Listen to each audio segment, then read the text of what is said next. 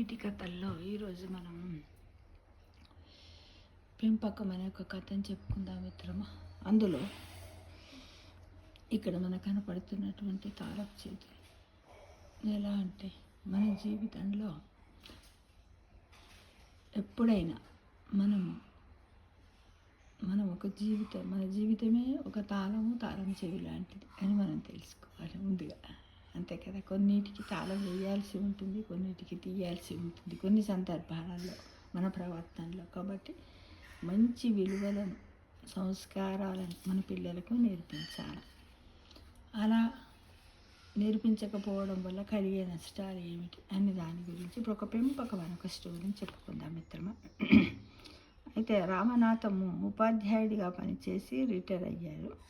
అతనికి 2 కొడుకులు, కోడళ్ళు, మనవరాళ్లకు జీవితం సంతోషంగా సాగుతుంది. 2 కొడుకులకు ఇద్దరిద్దరు పిల్లలు ఉన్నారు. పెద్ద కొడుకు భార్య సౌమ్య చాలా పద్ధతిగా ఉంటూ మంచి ప్రేమానురాగాలతో, మంచి క్రమశిక్షణతో, మంచి సంస్కారాలతో పిల్లలను పెంచుతూ ఉంటుంది. అయితే సంస్కారాలంటే ఏమిటి అంటే పెద్దలంటే గౌరవం, మర్యాదగా మాట్లాడడం నేర్పుతూ సమయాన్ని కూడా చక్కగా వినియోగించుకుంటూ చదువుకోవడం కూడా నేర్పించింది. ఎవరు? సౌమ్య పెద్ద కోడలు. చిన్న కోడలు రాధ పిల్లలకు క్రమశిక్షణ కానీ పెద్దలంటే గౌరవం కానీ లేకుండా అల్లరిగా తయారయ్యారు. వాళ్ళని పట్టించుకోదనమాట. పెద్ద చిన్న తేడా లేకుండా మాటలు అంటూనే ఉంటారు. ఇంకా అయితే రామనాథం చూస్తూ ఉన్నాడు. చూసి ఒకరోజు చిన్న కోడలను రాధమ్మతో, చూడు తల్లి, రాధమ్మ తల్లి, మీ అక్క సౌమ్య పిల్లల్ని ఎంతో పద్ధతిగా పెంచుతుంది. నువ్వు నీ పిల్లల్ని క్రమశిక్షణతో పెంచడం లేదు. నీ పిల్లలిద్దరూ చదువులో వెనకబడమే కాకుండా పెద్దలతో సంస్కారం లేకుండా మాట్లాడుతున్నారు.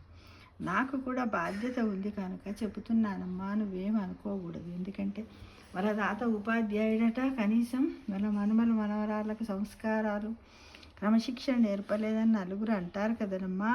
నా బాధ్యత కూడా కదా, అప్పుడే కదా నేను సంతోషంగా ఉంటాను అని చెప్పి వాళ్ళ చిన్న కోడలు మందలించాను.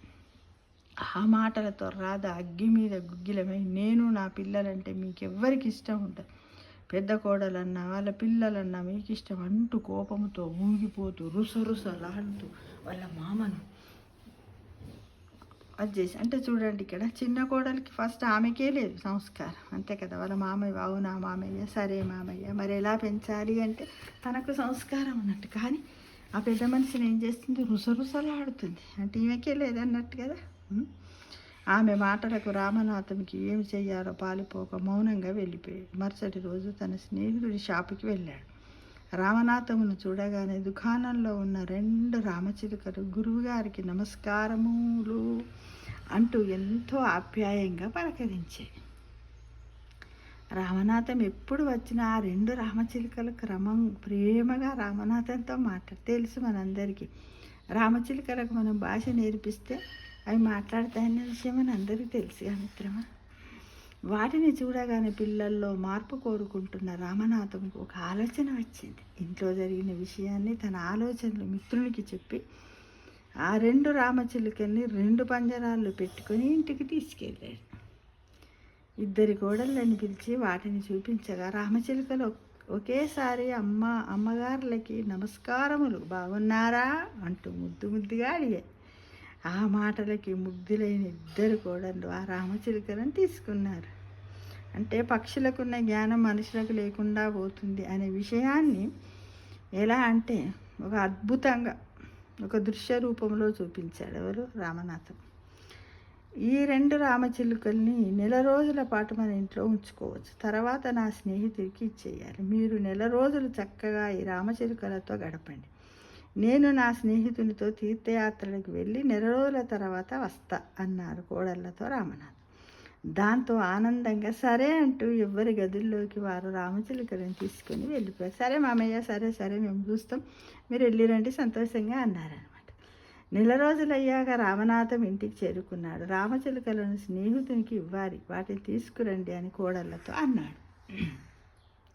2 కోడళ్ళు రామచిలుకలను బయటికి తేగానే పెద్ద కోడలి వద్ద ఉన్న రామచిలుక రామనాథం గారిని చూడగానే, గురువు గారికి నమస్కారములు, చాలా రోజుల తర్వాత వచ్చారు, ఎలా ఉన్నారు అంటూ ఆప్యాయంగా పలకరించింది.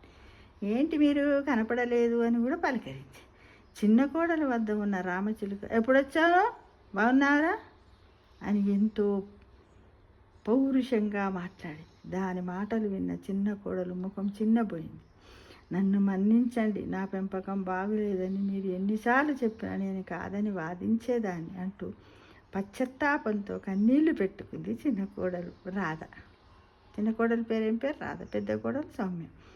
పిల్లలు మట్టి ముద్దలు లాంటి వారు, వారిని మనం ఏ విధంగా మరిచే ఆ విధంగా తయారవుతారు అని చెప్పి చిలకల్ని తీసుకెళ్లి స్నేహితునికి అప్పగించారు. రామచిలుకల వల్ల చిన్న కోడల్లో మార్పు వచ్చిందని స్నేహితునితో ఆనందాన్ని పంచుకున్నాడు రామనాథం.